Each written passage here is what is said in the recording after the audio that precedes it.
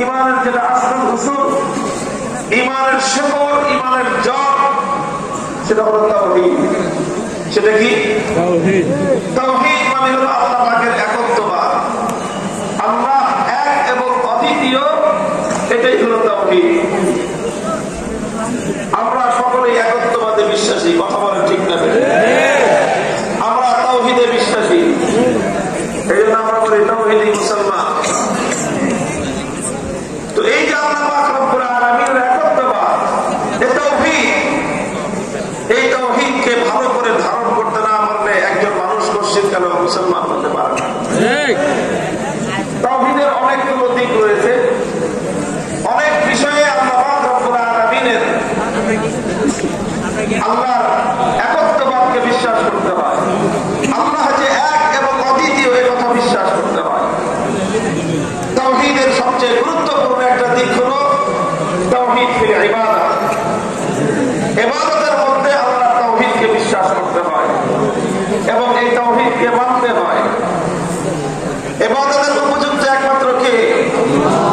ধরে বলেন, ইবাদতের উপযুক্ত একমাত্র কে? আল্লাহ। একজন মানুষ ইবাদত করবে একমাত্র কার? আল্লাহর ইবাদত করবে। আল্লাহ ছাড়া কোন গায়রুল্লাহর ইবাদত করা যাবে না। যদি কেউ আল্লাহর ইবাদতের সাথে অন্য কারো ইবাদতের সামান্যতম সংমিশ্রণ ঘটায়, ঈমান থাকবে না যাবে? সে ব্যক্তি আর কিছু হলেও ঈমানদার থাকতে পারে না।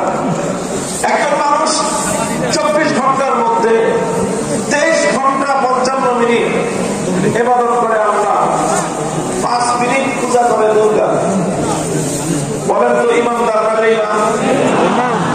কেন? সে তো 23 ঘন্টা 55 মিনিটই আল্লাহর ইবাদত করলো, তাহলে সে বেঈমান হলো কেন?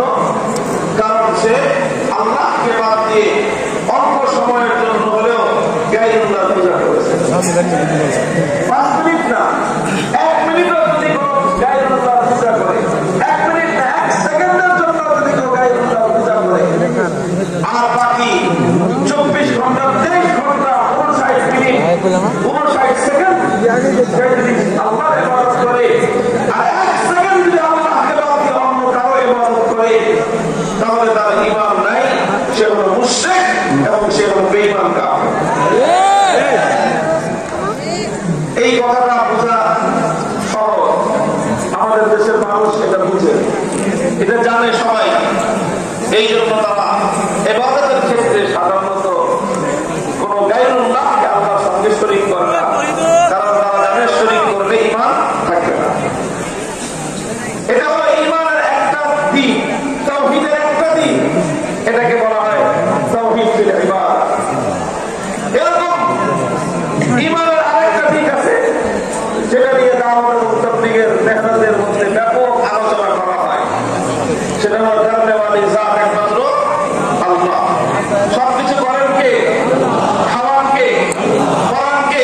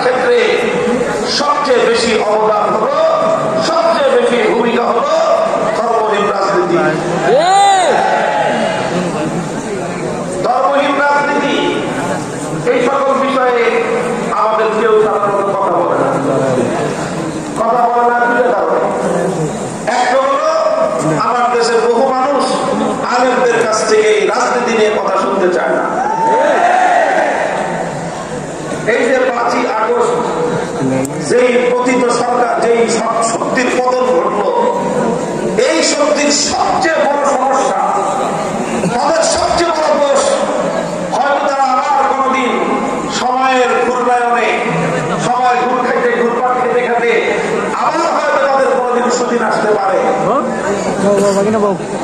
না। আসুন, আচ্ছা, যদি তারা সংশোধন হয়ে আসে, আসুন না,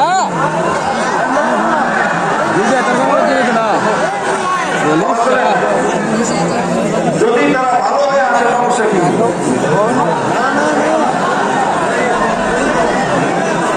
মুহতারাম হাজিরিন, কথা যেটা বলতেছি সেটা হয় তাদেরকে লক্ষ্য করে আমি একটা কথা ভালো করে সবসময় বলি, যদি আবার আসতে চান, কোনদিন যদি আসার সুযোগ পান, একটা জিনিস সেটা হলো এই যে রাষ্ট্র নিয়ে, রাজনীতি নিয়ে আলেম সমাজের কোনো কথা তারা সহ্য করতে পারে না। আলেমদের কাছ থেকে তারা শুনতে চায় নামাজের কথা, রোজার কথা, হজের কথা, জাকাতের কথা, পর্দার কথা, পিতামাতার হকের কথা, কবরের কথা, আখিরাতের কথা, হাসরের কথা, মুনসিরাতের কথা, আসমানের উপরে যত কথা আছে, মাটির নিচের যত কথা আছে, সব কথা তারা আলেমদের কাছ থেকে শুনতে চায়। কিন্তু রাষ্ট্র কিভাবে চলবে, রাজনীতি কেমনে চলা উচিত, এই কথা বলতে গেলে যখন ওলামায়ে কেরামের কণ্ঠ চেপে ধরার চেষ্টা করে, তারা মনে করে যে এই হুজুরদের মুখ চেপে ধরতে পারলেই তাদের এই সকল ঘটনা নিয়ে জাতি জানতে পারবে না।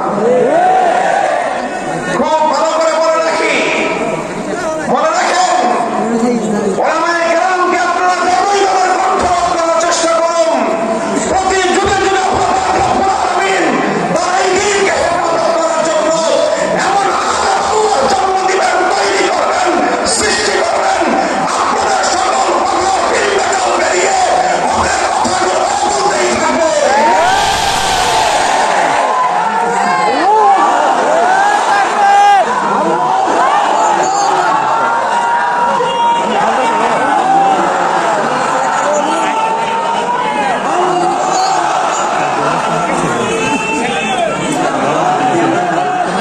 এই আওয়ামী লীগের সবচেয়ে বড় সমস্যা ছিল এই জায়গায়,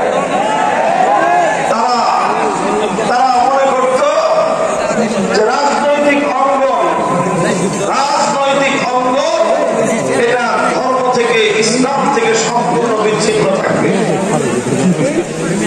এটা একটা কুফরি আকীদা, এটা একটা কুফরি ধ্যান ধারণা, এটা একটা কুফরি মতবাদ।